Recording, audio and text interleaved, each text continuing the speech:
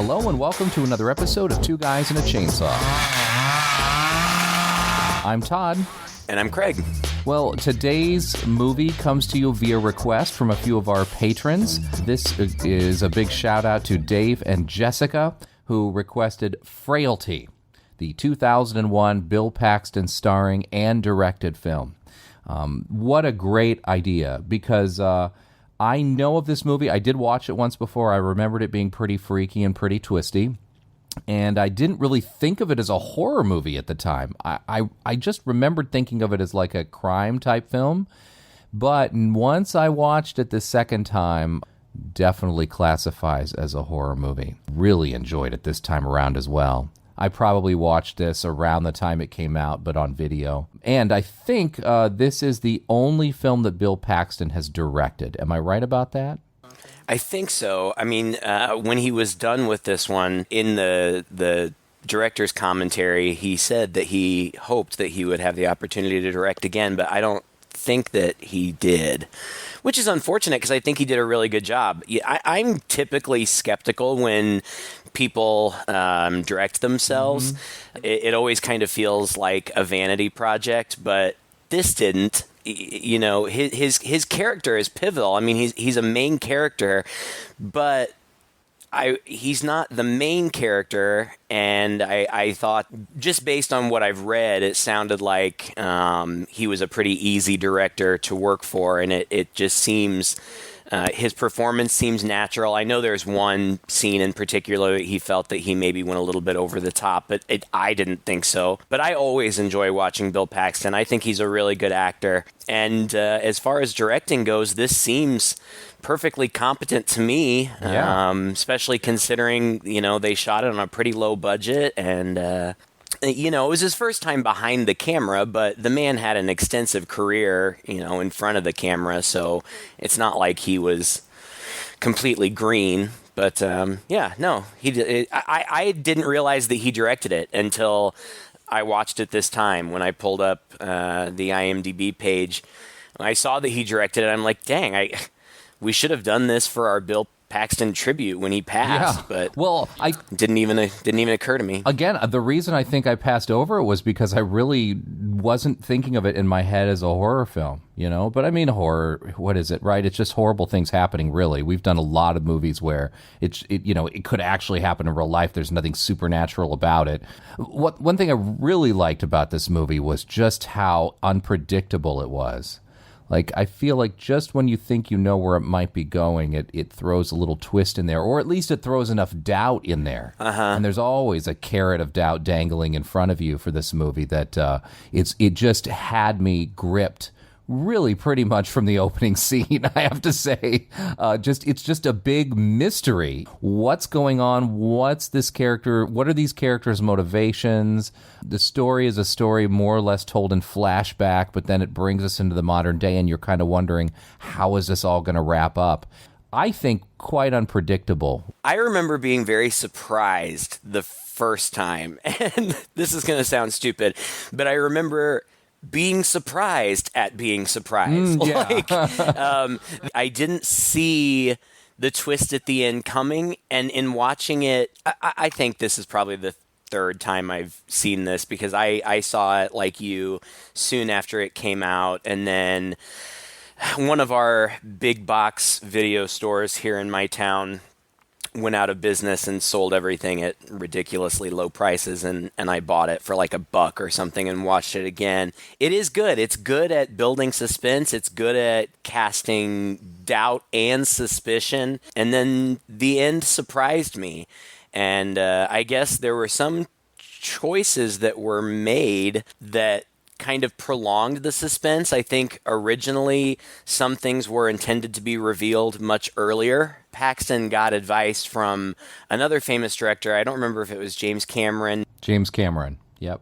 James Cameron told him, you need this suspense. You need people to be questioning things, and you need them on the side of certain characters if you want the ending to be effective. And I think that advice was spot on, and it really worked for me. Paxton said that he intended the movie to be a movie that you would want to watch and would enjoy watching multiple times. He wanted that surprise the first time around, but then he wanted you to also have the satisfaction of knowing the twists and going back and watching, finding new clues and things that suggested. I think that makes sense. I think that you do really want to watch this movie more than once, at least twice. Yeah. It feels like a completely different experience when you know how things eventually play out. Watching it again, it's interesting. I do have to say that a little bit of the because I knew what was going to happen, obviously a little bit of the suspense was lost, so it wasn't quite as exciting the second time. Sure. But still very interesting. I love it when movies drop clues. I don't want the clues to be too obvious. You want to find that right mystery level balance. But this movie definitely drops hints. And as a guy who went back to watch it and generally remembered how it went, but I did not remember the ultimate sort of conclusion and explanation behind everything. So I was still guessing through the movie, even though I generally knew what was going to happen. I was on the lookout and kind of relishing these clues. There were just some very poignant words that are said at moments and things that are just big flashing red signs, especially once you've seen it a second time. But also, I just thought that the care with which the movie was made, it takes its time. It's a slow... it is. It's a slow burn, but it's a slow and suspenseful burn. Mm-hmm. The cinematography is gorgeous and not pretentious, but still very thoughtful, and there's a lot of meaning, I think, imbued in the framing of the scenes and the way certain things are shot. It's just very satisfying. I mean, a movie as art, where somebody's just not pointing a camera around and whipping it around and trying to be super stylized or whatever, but just it has a style that is really impressive for a first-time filmmaker. And yet, this is not his first foray into the film world, Right. So it's not like Bill Paxton, graduated from high school and cobbled some money together to make this first movie. Right. But you can see that he's learned the lessons from all the projects that he's been in and really brought it all in here. And I'm quite surprised, actually, that he didn't get a chance to do anything after this. And he worked so closely with so many esteemed directors before, so that he had to have picked things up along the way. And I think another reason that this movie, that the suspense works so well is because the stakes seem really high. Yeah. It's scary, especially, in a lot of ways, too. We talked about how it's got elements of crime drama, which it certainly does, and I like those elements of it. But it's also a family drama. I was really invested in these characters. It centers around a widowed father, and his two young sons, and I was invested in their relationship. And as is typically the case in real life, their relationship is it's nuanced, it's complicated, and confusing. And I think that's very true to life. It feels real, and it's very sincerely played by two very talented child actors, I think. Yeah. Matt O'Leary, he's been in a lot of stuff, actually, since this movie. This wasn't his first film, but it was only his third. And then Jeremy Sumpter, who I believe was in the Peter Pan from 2003, and has been in a number of I think things. You're right. And this was his first film. He was the youngest boy, Adam, in this movie. Yeah, their performances as well, very convincing. Yeah, especially Matt O'Leary, who plays young Fenton. I mean, he carries much of the weight of this movie on his shoulders. Yeah. And he does it in a very skillful way for an actor so young. And then since then he has like 49 credits to his name. He's been in a couple of the Spy Kids movies, and then as an adult now, like the Agents of S.H.I.E.L.D. TV series and a number of films and stuff. So and TV. So he's got an ongoing career where he has 3 or 4 projects in the works at any given time during the year. So the movie did him well for sure. Yeah. Well, it starts out in such a classic way, right? It's this Very dark and stormy, rainy night, and this guy just shows up at an FBI office. He says his name is Fenton Meeks, and he comes in, and Powers Booth is the FBI agent that he comes to see. He wants to see this guy who has been assigned to the God's Hands Killer case, which is sort of the unsolved serial killer series of murders. And he basically just sits down and says, I know who did it, and it was my brother. Right. And Powers Booth is a very recognizable face. He was in just a ton of stuff, and I love this guy, but he's always this sort of stern, either sort of cowboy, rugged dude, or once again, this high-level rough and tumble kind of detective or that kind of thing. He was also in the Agents of S.H.I.E.L.D. TV series, Gideon Malik. In fact, sadly, he and Bill Paxton died in 2017, the same year. Both of them, yeah. Yeah. And they had worked together before and were good friends. I think they met on Tombstone and became good friends. And I love Tombstone. Oh, it was a great movie. I think Paxton really admired him as an actor, and so, was pleased to work with him on this. Adult Fenton is played by Matthew McConaughey, a young, very handsome Matthew McConaughey. He had done some other things. I think his star was already rising at this point, but young. This was over 20 years ago, so it doesn't feel like it. Like, isn't that, God, we're so old. I can't believe that this movie is over 20 years old. I couldn't believe it either. It doesn't feel like that's possible. No. And it feels like it could have been made yesterday. That's how good it looks. It's true. It's not really dated at all. Of course, most of the movie's in flashback, so that helps as well. As soon as they sit and they talk, and he mentions this, he says that his brother, he's talking, but then we get to see this visually, and sometimes the narration comes in, oftentimes the movie's just playing out in flashback. But he says just before he came over, his brother had called him and had said that demons are taking over the world, and you need to take me to the Rose Garden like you promised.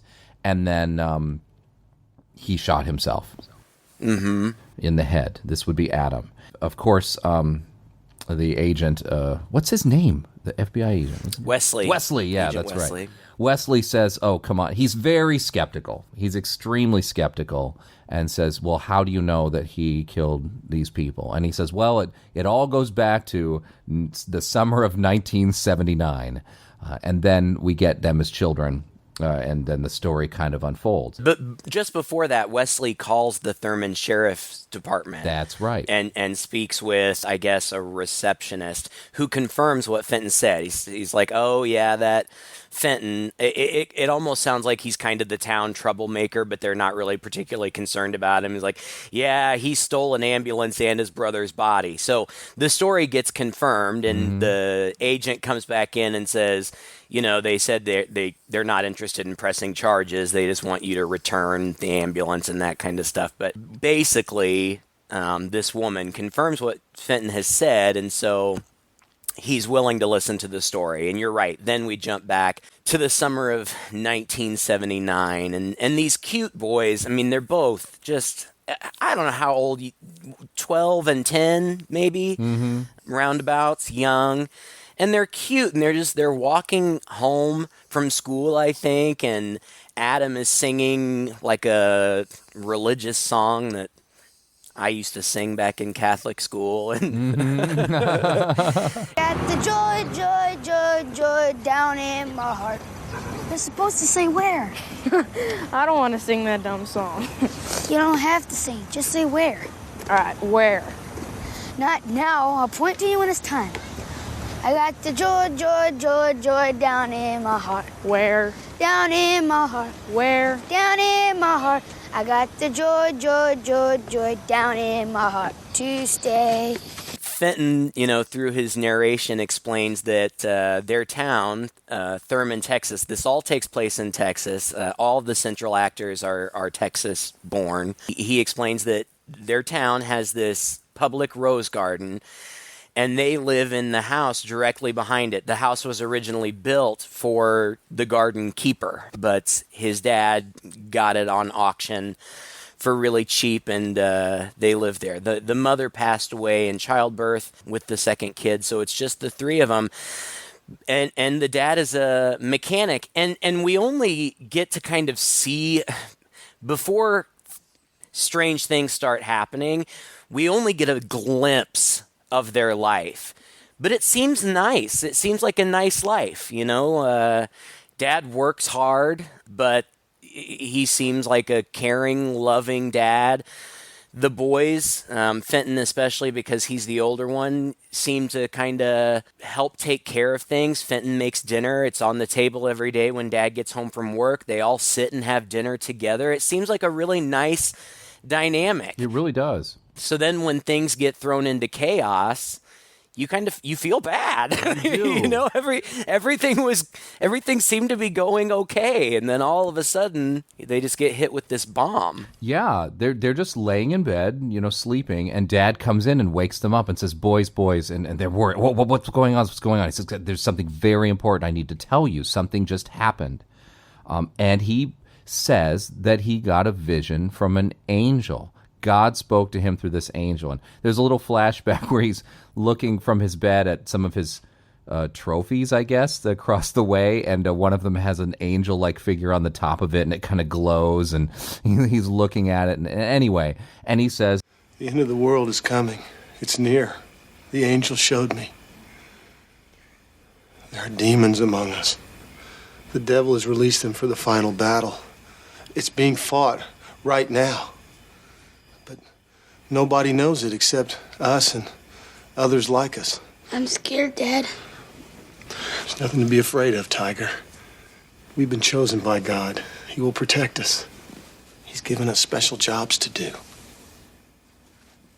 We don't fear these demons. We destroy them. We pick them up one by one and we pitch them out of this world. That's God's purpose for us. The angel called us God's hands. So we're like superheroes? That's right. We're a family of superheroes that are going to help save the world. But Dad, that doesn't make any sense. I know it sounds that way, son, but it's the truth. nobody else can see them or identify them.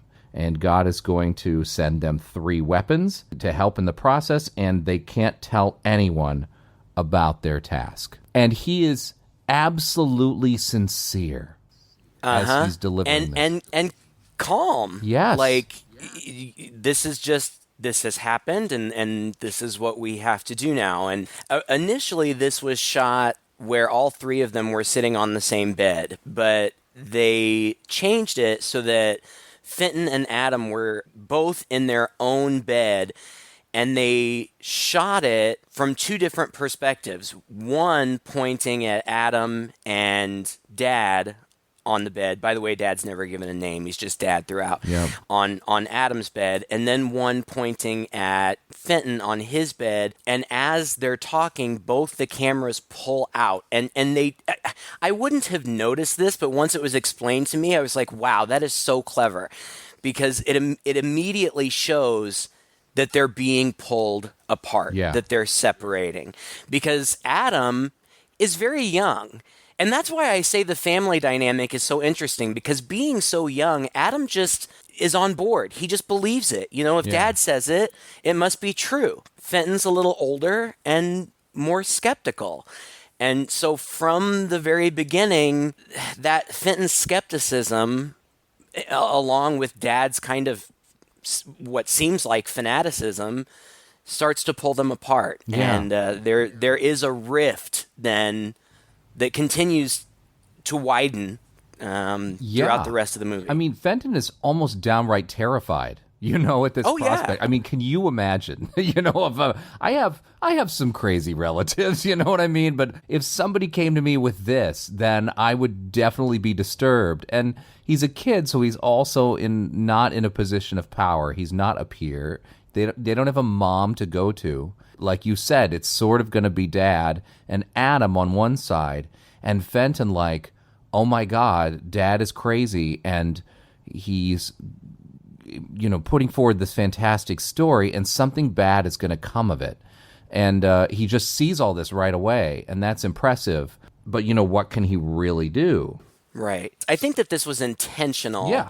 I think that Paxton and the writers want us to sympathize with Fenton. Sure. I think they want us to be in Fenton's shoes because, you know, we being adults, my first thought, if this happened, if my dad came to me, my first thought would be, he's lost it. My dad has lost it. And like you said, when he's a kid, that's an even scarier prospect because he's your provider. he's your dad. What are you going to do? Yeah. And it's, you know, and he's got this inner conflict where he knows that he should tell somebody, but who is he going to tell? And regardless of who he tells, nobody's going to believe him. That is always a conflict in a movie where you've got kids and adults, you know? Yeah. Adults believe other adults, or they tend to over kids, especially if it's something this big. That's true. Well, and it's a dad, you know, I mean, also, like, dad is off his rocker. He's thinking dad is mentally ill, right? And so, you know, it's not like he's running out going crazy and you know, he's going to start causing havoc. I mean, that's an easier thing to kind of like run around and convince people, or to be like so oppositional, like, dad, like, this is no, you know. But he just kind of knows that his dad already is so convinced and in so deep that there's even nothing he can say to him that's going to fix this. He's an adult, he's the father, and he's absolutely sincere about this, which just leads him to believe maybe dad is wrong in the head, which is something he says to Adam a little bit later, and also something he says directly to dad at one point. Dad is driving down the way, and we get a little bit of voiceover here where he says eventually dad found his 3 weapons and brought them home. Dad's driving down the highway, well, not the highway, the dirt country roads, the highways, and he looks and he sees a barn off in the field that has a sort of beam of light coming into it from the sky. And so he's intrigued and he pulls over and he comes in and walks into this kind of broken down barn. And there, right directly under the beam of light, is a post and an axe stuck in the post that has the word Otis written on it, and a pair of gloves. I mean, it looks like heaven sent, right? Yeah. Oh, absolutely. And so he picks those up and brings that home and explains that these are the first weapons. And he says that God gave him a vision that he would be able to lay his hands on the people who are really demons to be able to expose their true form to him. And speculates that must be what the gloves are for. Bring them back to the house with the gloves and then take the gloves off, lay hands on them and reveal their true form. And then later, he comes home with a little bundle and opens it up, and it's a lead pipe, which is so unceremonious. Like, I do still wonder, like, where the hell did he... We don't really learn, do we? Like, where he got the lead pipe, how that was, like, revealed to him. And then he says, God is going to send us a list of the first 7 demons really soon. And that, of course, Fenton is sort of freaking out about this because he realizes dad is going to kill people. And so he's a little concerned. I think he talks to dad, right? He's got a moment where they're sitting in the kitchen and he's talking to dad. Now, I know you've had some trouble, just in everything that's happened this week, and I'm sorry. But God has willed this, and we must obey God. Maybe you just dreamed it. I didn't dream it. I wouldn't make up something like that, son. Maybe you're not right in the head. It happened, Fenton. It's true. You'll see that soon. He's reaching out a little bit, trying to convince his brother, maybe think this, be a little more skeptical towards dad, and trying to kind of poke at dad a little bit to see if he can get through to that. But the thing that sells this movie so much is that Bill Paxton is absolutely sincere through the whole thing. Mm-hmm. You look into his eyes, and there's never a doubt in your mind that this calm, cool, collected guy 100% believes this. And he's patient about it, and he's kind about it with his son. And he's not erratic. Aside from the things that he's saying sounding crazy, he's not acting crazy. Mm-mm. It would be very difficult. I mean, I can't imagine being in this kid's position. It didn't occur to me, but he says God will be sending the list of the first 7 demons soon. And I remember thinking, well, Okay, so you're going to be getting them 7 at a time. Well, I guess ultimately that's significant because in present day, the God's Hand Killer has killed all these people. They found remains of the first victim with a note, but in that first note it said, "You won't be finding any more remains because I want to keep them." And they've since found 5 more notes. So there have been 6 victims thus far at that point, which becomes significant later. Exactly. It's so cool. Of course, we don't find out about this until later as well, but yeah, it's so interesting, right? So then Fenton, through the voiceover, says, eventually Dad, had his vision. And here's Dad and his job as a mechanic underneath the car, looking up at the underside of the car and all the pipes and things. There's sparks flying behind him and everything from his colleague who's behind him working on something. And then he just looks at the undercarriage of the car as he's working on it, and he just stops. And we get this sort of, late 90s, early 2000s morphing effect where all of those little tubes and bits and things under there morph into the top of a chapel. And this angel rides down with a flaming sword towards him, and he's just staring at this angel, who I guess was like the props guy or something, actually. And then he gets his vision, and now he's got his list of 7. And at this point, Fenton decides, once he sees Dad's got a list, he's like, he needs to do something. Well, and he says, Dad shows him the list, and he says, "Dad, these are the names of people." Mm-hmm. And his dad says, well, they're going to look like people, but they're not. And he's insistent about that throughout. They are not killing people. They are not killing people. They are destroying demons. Destroying demons, not killing anything. Yeah. Right. And weren't you thinking, like I was like, where did he get that list from? Where did those people come from? Right? Uh-huh. Are they people he knows that he has a vendetta against? Or are they going to be people in their circle? Like, what is it? Anyway, what's kind of neat, too, is that they're sitting around the table at dinner time, and Adam runs in, and he says, Dad, God talked to me, too, and he gave me a list. And he hands his dad this list that he's made on a piece of paper, and he's like, this kid, isn't he the one who's messing with you at school?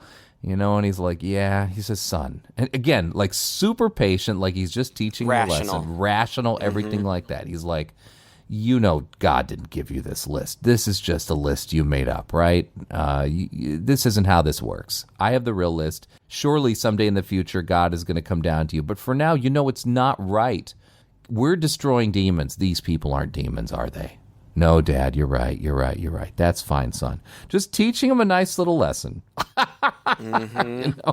It's a really good scene. Yeah, at this point, Fenton feels like he has to put a stop to it somehow, but he doesn't know how. And so he tells Adam that they may have to run away, but Adam doesn't want to. He doesn't want to leave his dad.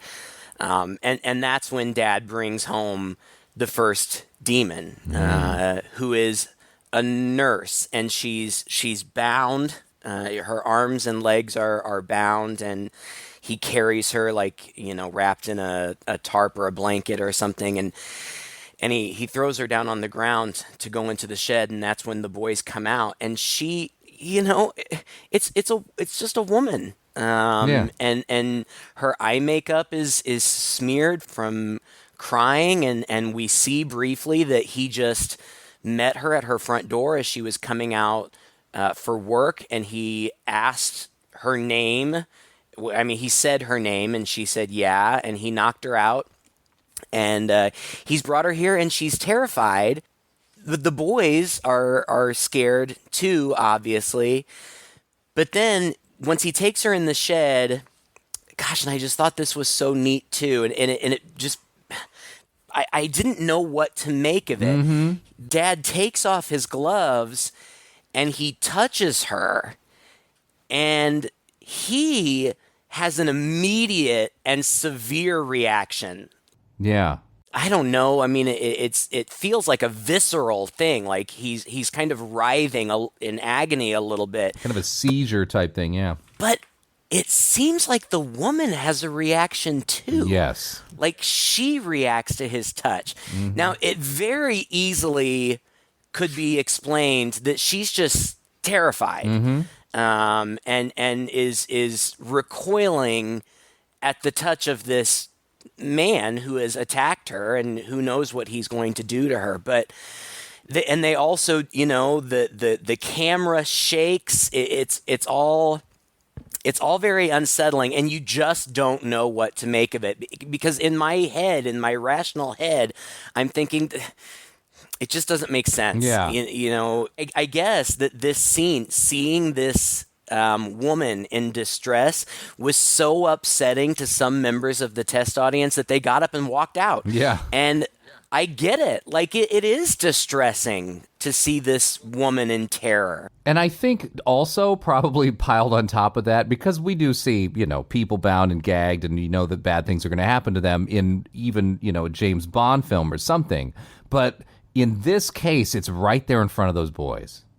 And what's going to happen. And he's involving his children in this. Mm-hmm. It's pretty upsetting. And so, after the boys watch this, they are literally just standing there watching this. And what I like about this movie is it's not gory at all.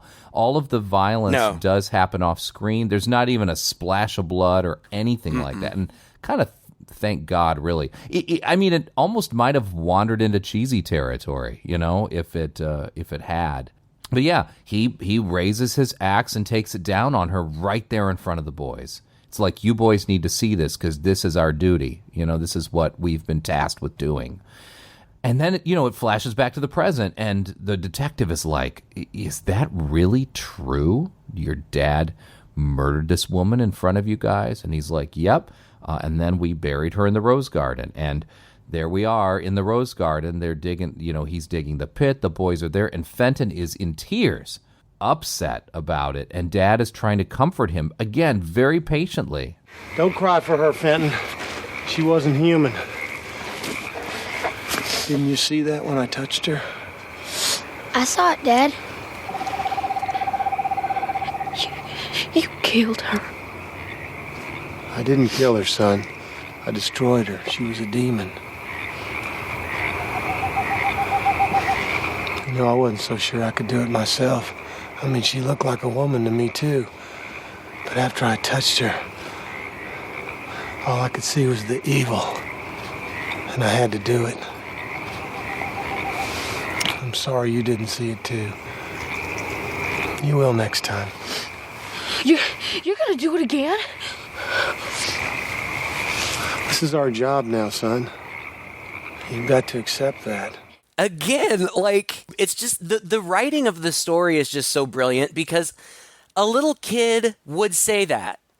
Yeah, I saw it. Mm-hmm. And maybe even a little kid would want to see, because they would want their dad's actions to be justified. Mm-hmm. It's just really clever. It is. It's super clever, and yet they don't give you quite enough information yet. Some more information comes later, which is so cool how this is parceled out. Well, and little details. It's hard to hit everything that I think is significant, because some things are just dropped or said so casually. Mm-hmm. Like Fenton tells his dad, "You can't do this. I have to put a stop to it. I'll tell someone." And Dad says, "If you tell someone, someone will die. That's what God told me." Yeah. That comes into play later. Then back in modern day, Fenton tells Wesley that he thinks that all of the bodies that they are currently looking for are buried in the rose garden. Mm-hmm. So Wesley throws him a pair of handcuffs, says, "Put these on yourself." He puts him in the back of a police car, and they start heading there, and the rest of their conversation happens on this drive. And I love this conversation too. It's so classic Hollywood. They're driving in the dark, and the agent's got the stone face on look, and in the back is Wesley kind of staring out. Fenton kind of staring out the window and talking. But Agent Wesley says, "I think there's something you're not telling me. You are hiding something from me." And Fenton says, "Well, what do you think that is?" And he's like, "I don't know. You keep talking, and I'll probably figure it out. Yeah, Fenton also asked Wesley about his mother, which he had already brought up his mother previously. And so at this point, when he brought her up again, I'm like, what is going on? Yeah. But Wesley says that his mother was murdered. 3 days before this picture on his desk was taken, yeah, and then Fenton speculates maybe that's why you're so into, this is why you're a detective now, is why you're in the FBI. Well, right, and why you're so invested in this case, because his mother's murderer was never apprehended.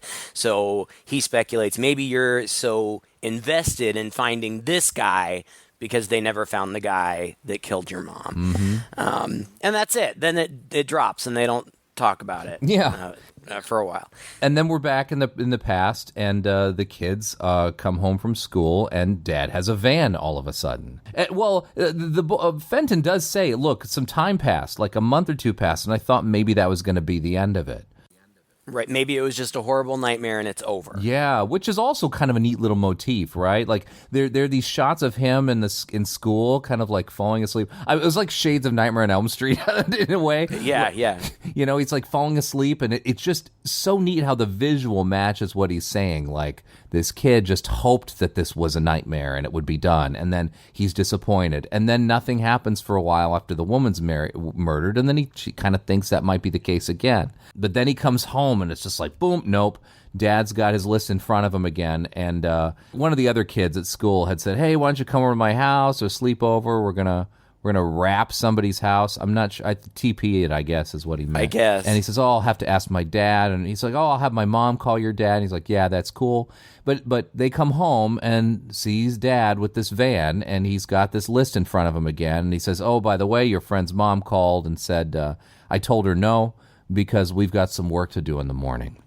And that's like terrifying, of course, for Fenton, because he knows what that means. And so they drive out to get to the next guy on the list, which is this sort of older, balding, seemingly nice man who is going into the grocery store. And they pull out into the parking lot across there with their van, and they wait. Well, and it's midday, and Fenton's like, Dad, it's the middle of the day. Somebody's going to see us. And he says, no, God told me that he would make us invisible. Nobody will see that while we're doing our work. Nobody will see us. So crazy. He forces Fenton to help him get this guy. Fenton pretends that his puppy is stuck under the guy's car or something, and the guy bends down to help him, and Dad attacks him from the back. And again, midday in a grocery store parking lot, but apparently nobody does see them. No. And, again, Dad kills the old guy in the axe with a shed after laying his hands on him and having the same reaction. And again, it looked to me like the old guy had a reaction to being touched as well. Yeah, and right after he pulls his hand off him, he kind of says to him, he says, did you think that nobody would remember what you did, or did you think that nobody would know what you did? Forgot about that, huh? Which is a line that comes up later in the movie. Yeah, and he says he's upset because Adams, again, says that he saw, but Fenton still didn't. And his dad is upset. He doesn't understand why Fenton doesn't see. And the next scene we see is the morning. Dad comes into the boy's bedroom and wakes up Fenton and says, don't wake up Adam. I asked the angel to visit you,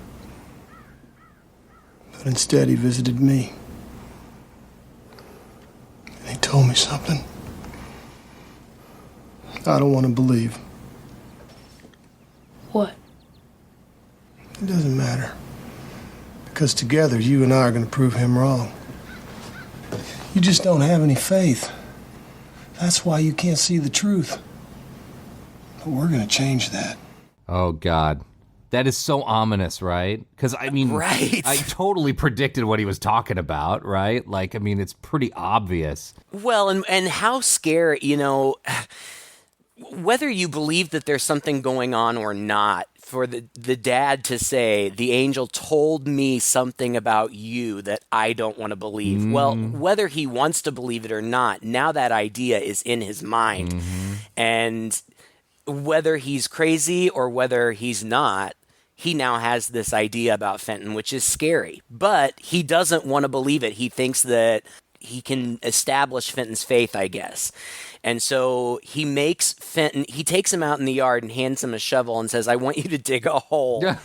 and he says it has to be 10 feet deep and 15 feet square. It's like a pool. It's like a swimming pool size hole. It's like, holy crap.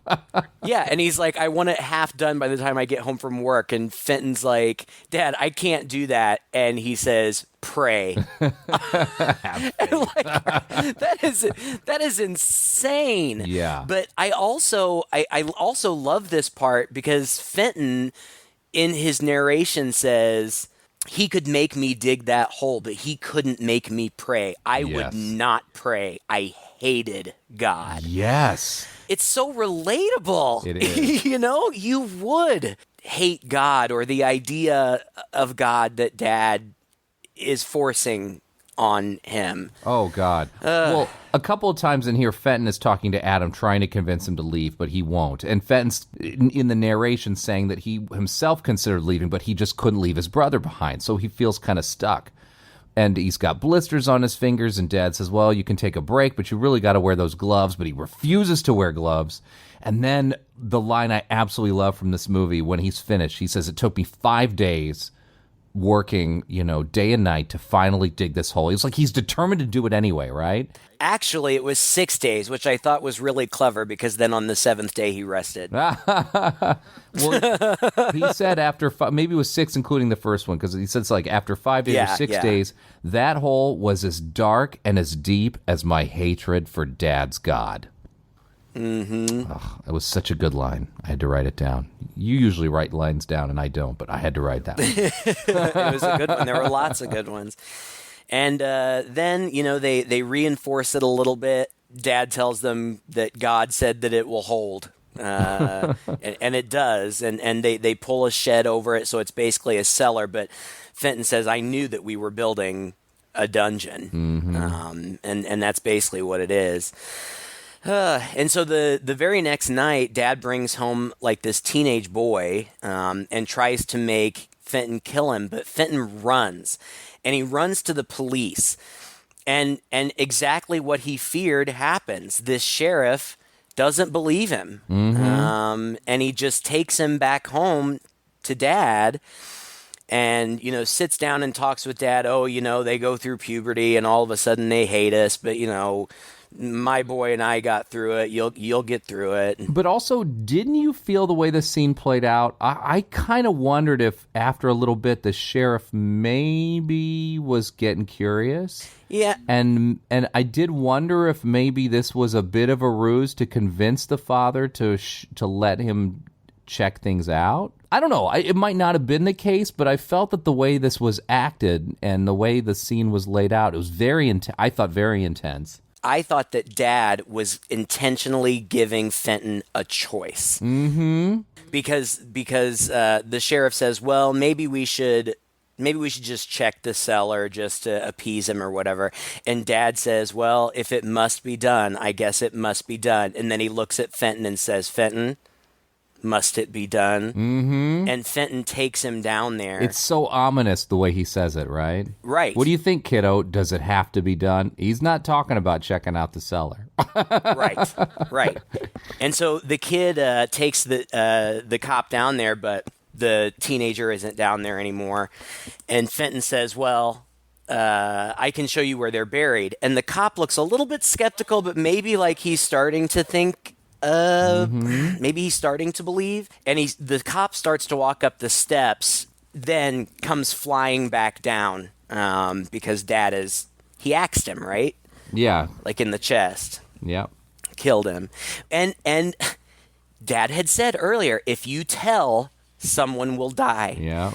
And he's upset because he says, Fenton, I have never killed anything in my entire life. And you made me do this. This man is dead because of you. Dad's practically crying. He's that upset. Mm-hmm. And Fenton's like, no, I've seen you kill many people. He's like, no, those were demons that were destroyed. This is a man who was killed. And it's because of you. I told you this would happen. And because of you, this man is dead. Yeah. Oh, and he says, the angel told me you were a demon. And so he locks him in the cellar.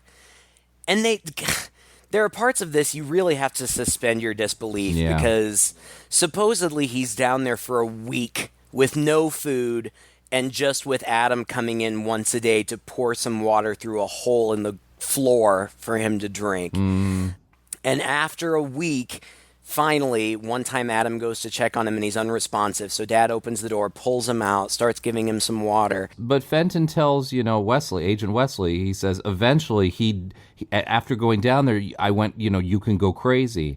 And eventually I did see God and I understood my destiny. Right. Which I think is true. Yeah. I think that he did feel a sense of destiny at this point. So they pull him out. Fenton tells Dad he saw God. 1 week later, Dad takes Fenton to get a demon. This guy seems like a really bad guy. I don't know, he looks like a big, tough motorcycle type guy. He yells obscenities at his girlfriend through the door. He seems like a bad guy. This guy fights back, but Fenton knocks him out. They go back to the shed, and Fenton, Dad hands Fenton the axe, and Fenton says, "I'm ready to fulfill my destiny." And he raises the axe, but instead of bringing it down on the demon guy, he plants it right in his dad's chest. And Bill Paxton does a great job here, too. He looks surprised and sad, and he falls down, and Adam runs to him, and right before Dad dies, he whispers something in Adam's ear. Adam looks at Fenton with kind of hatred in his eyes. And then quite suddenly, which was like kind of a jump scare, like grabs the axe and takes out that guy. Adam himself can do what Fenton couldn't.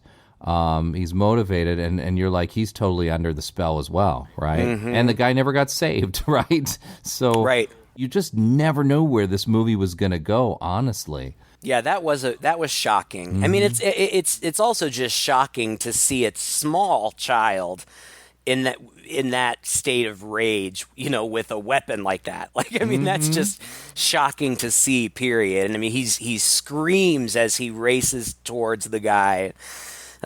Very creepy. And then it cuts back to present day.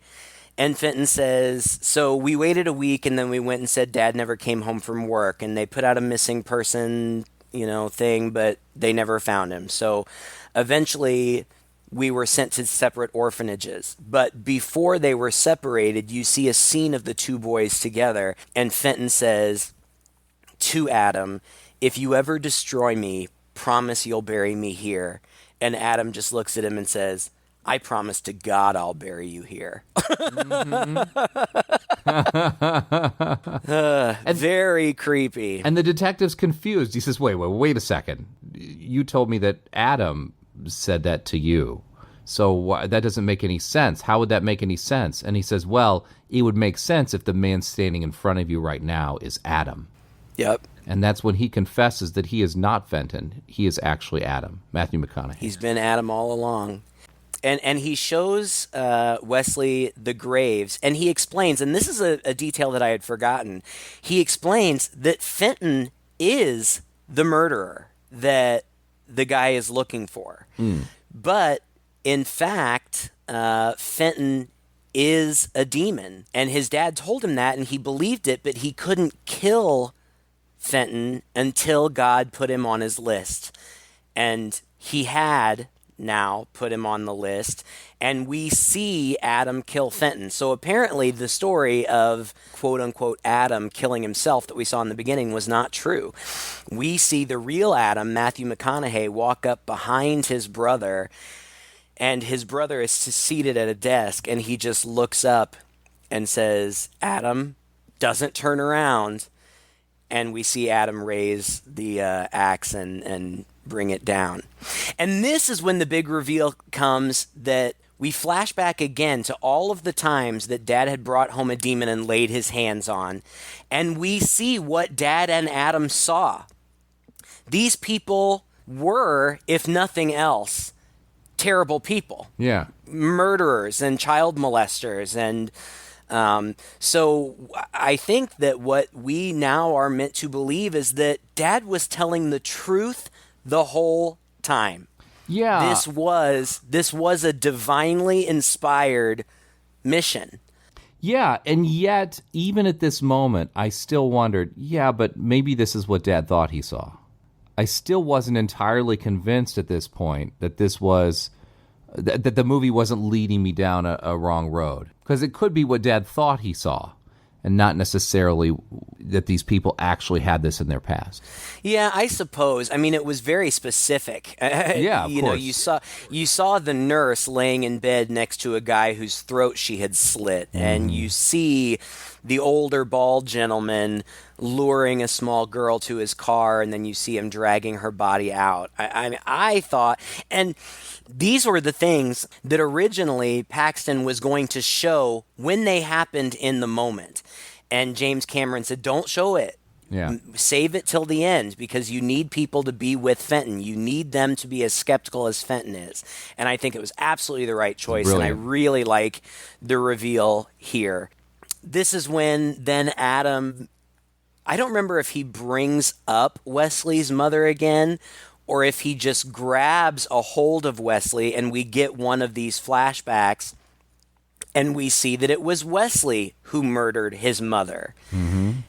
And we also see that the police at some point go to Fenton's house, and we see that Wesley's name was the last name on the list. Mm-hmm. He's the seventh of these people, I guess. Yeah.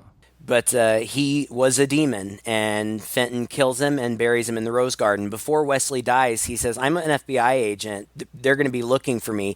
He says, no, they're not going to be looking for you. They're going to be looking for Fenton. And because Fenton really was a murderer who kept his trophies in his basement, when they find that, they believe that Fenton was the murderer all along. Yep. It's brilliant. And then it's as though they remember that somebody had come to speak to Wesley the night before he had died or gone missing or whatever, but nobody can remember what he looked like. The agent who was in there, who was the only other one there, who kind of popped in and said, hey, before Wesley and Fenton got too deep in their conversation, said, hey, I'm going to be going home. Are you sure you don't need me to stick around? He's like, no, fine. He's the one who comes back, and he says, honestly, like, I know it's crazy, but he's just a blur to me.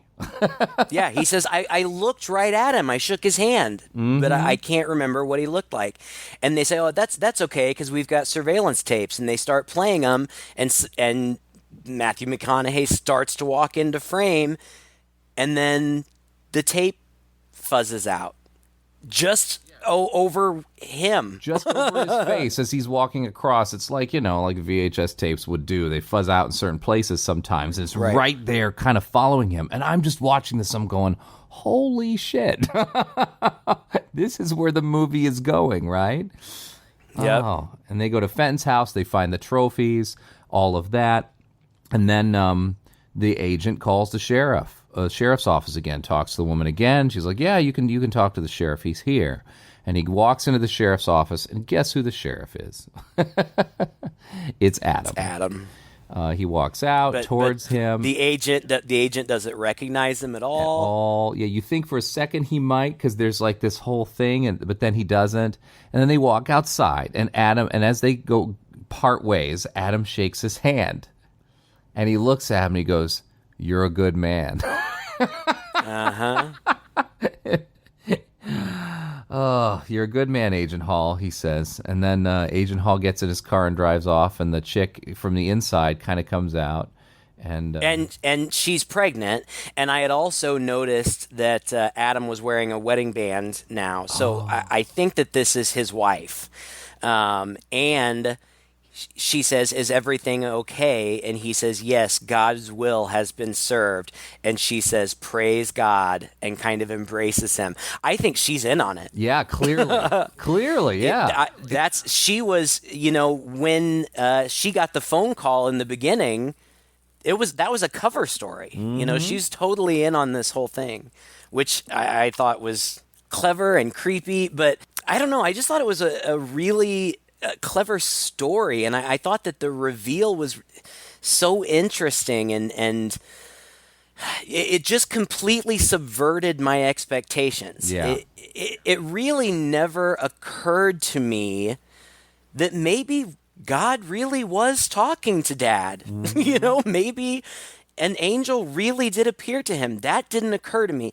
It occurred to me that maybe he was crazy, or maybe there was something strange and supernatural going on, but it never occurred to me that, no, legit, it's God. Yep. Again, beautifully shot, really interesting, on the edge of my seat the whole time, drawn into it the whole time, kept me guessing up to the very end. And then the ending, like you said, was not what I expected. I did not expect this to end up becoming a supernatural thing where Dad was probably receiving these visions, and then his son is too, and presumably he's going to be, this is, the family legacy, right? They're passing it down to his soon-to-be-born kid, and oh my God, so interesting, right? Yeah, I liked this movie a lot. I didn't notice, but apparently in the very last frame, as it dollies away from Matthew McConaughey and the woman who plays his wife, 2 young boys go across the screen, either on bicycles or scooters or something,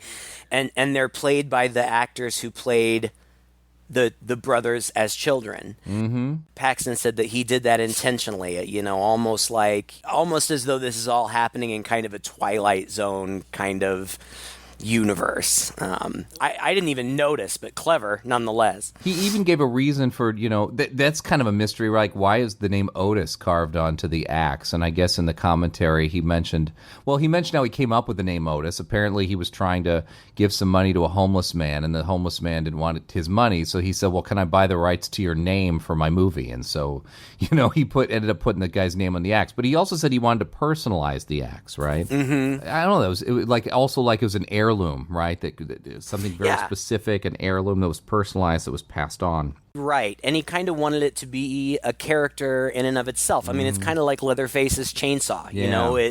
It kind of is a character in and of itself, and it's good. I'm glad that people suggested this. I feel like this has been brought up more than once over the years, but right back to back, we got a couple of requests for it on our Patreon page, and I'm glad that we finally got around to it. Heck, I think this is I think we talked about doing this movie like when we very first started. Yeah. It was up there. And we just never got around to it. And so here we are, 6 years later? It's about time. Yeah. Well, thank you guys so much. And, we do have a Patreon going on right now. And this is one of the benefits that we've decided to grant those folks who support us on our Patreon page, that we do put out a little poll to that group of the requests that we've received, and then they can kind of vote on the next one that comes up. So we're really happy to do that. And a very big shout out to our 3 newest patrons, Haley, Tyler, and Roy. Thank you so much for your support. And if you're willing to support and happy to support this podcast, go out to patreon.com/chainsaw podcast, or you can go to our website, 2guys.red40net.com, and there's a link there as well. You get access to an exclusive 90-minute interview, as well as mini-sodes that we're putting out about random topics, and as well the full unedited version of our phone calls. Please share this podcast with a friend. That's some of the best support that we can get to help grow our listenership through Facebook and Twitter and our webpage. Just search 2 Guys in a Chainsaw Podcast and let us know what you thought of this episode and anything else you would like us to review in the future. Until next time, I'm Todd. And I'm Craig. With 2 Guys in a Chainsaw.